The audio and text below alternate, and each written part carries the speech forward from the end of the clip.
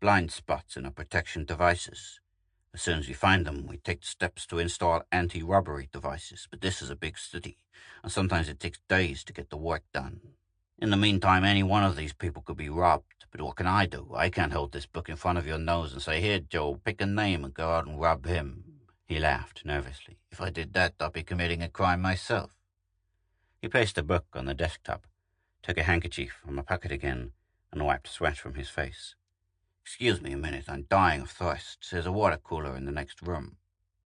Joe stared at the door to the adjoining office as it closed behind the big man. Hendricks was, unbelievably, offering him a victim, offering him a crime. Almost running to the desk, Joe opened the book, selected the name and address, and memorized it. John Grilewski, apartment 204, 2141 Orange Street. When Hendricks came back, Joe said, "Thanks." "Huh? Thanks for what? I didn't do anything." When Joe reached the street, he hurried toward the nearest subway. As a child, he'd been frightened of the dark. As a man, he wasn't afraid of the dark itself.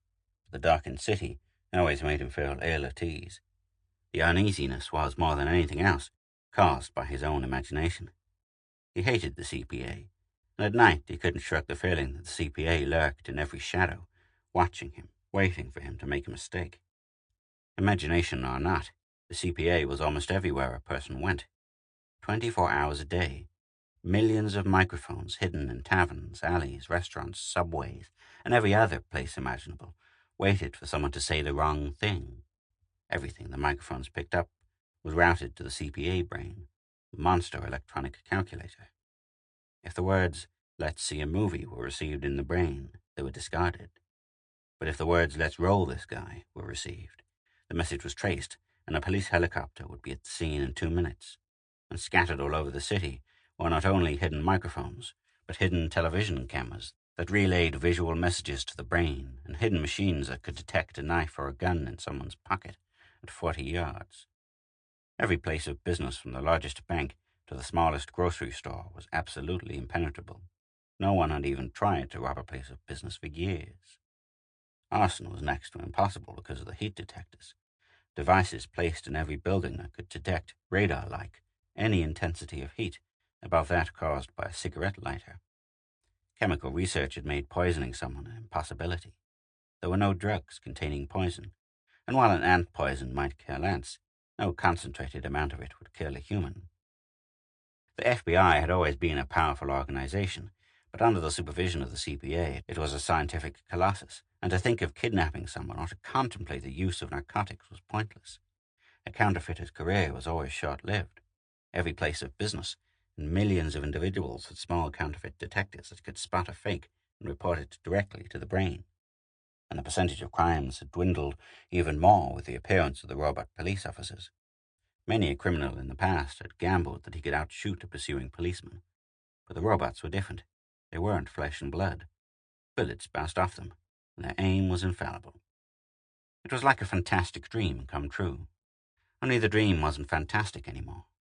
With the huge atomic power plants scattered across the country and supplying endless electrical power at ridiculously low prices, no endeavor that required power was fantastic. The power required to operate the CPA devices cost each taxpayer an average of $4 a year, and the invention, development, and manufacture of the devices cost even less. And the CPA had attacked crime through society itself, striking at the individual. In every city, there were neon signs that blinked subliminally with the statement, "Crime is filth." Listening to a radio or watching television, if a person heard station identification, he invariably heard or saw, just below perception, the words, "Crime is filth." If he went for a walk or a ride, he saw the endless subliminal posters declaring crime is filth, and if he read a magazine or newspaper, he always found in those little dead spaces where an editor couldn't fit anything else, the below-perception words, "crime is filth." It was monotonous, and after a while, a person looked at the words and heard them without thinking about them, and they were imprinted on his subconscious, over and over, year after year, until he knew that crime was the same as filth, and that criminals were filthy things. Except men like Joe Harper. No system is perfect. Along with thousands of other DCTs, Joe refused to believe it, and when he reached apartment 204 at 2141 Orange Street, he felt as if he'd inherited a gold mine. The hall was dimly lit, but when he stood before the door numbered 204, he could see that the wall on either side of it was new. That is, instead of being covered with dust, dirt, and stains, as the other walls were, it was clean. The building was an old one. The hall was wide, and the owner had obviously constructed a wall across the hall, creating another room. If the owner had reported the new room, as required by law, it would have been wired with CPA burglar-proof devices. But evidently he didn't want to pay for installation. When Joe entered the cubbyhole, he had to stand to one side in order to close the door behind him. The place was barely large enough for the bed, chair, and bureau. It was a place where a man could fall down at night and sleep, but where no normal man could live day after day.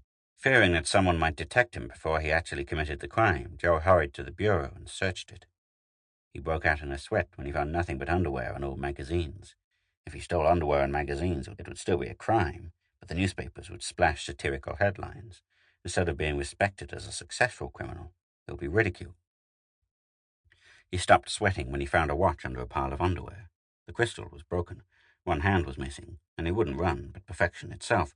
Engraved on the back was the inscription, "To John with love." His trial would be a clean-cut one. It would be easy for the CPA to prove ownership and that a crime had been committed. Chuckling with joy, he opened the window and shouted, "Thief! Police! Help!" He waited a few seconds and then ran. When he reached the street, a police helicopter landed next to him. Strong metal arms seized him. Cameras clicked and recorded the damning evidence.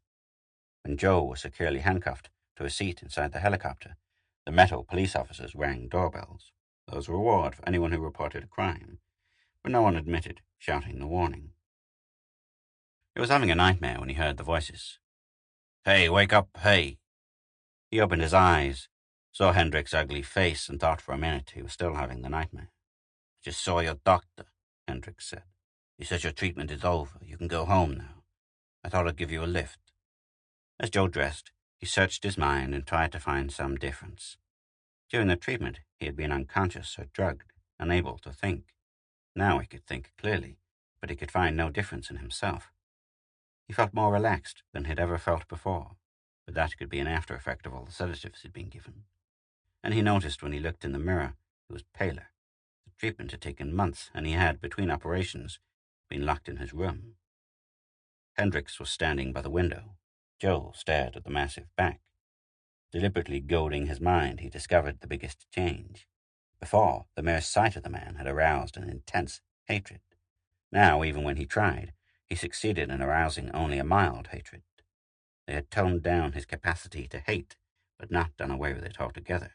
"Come here and take a look at your public," said Hendricks. Joe went to the window.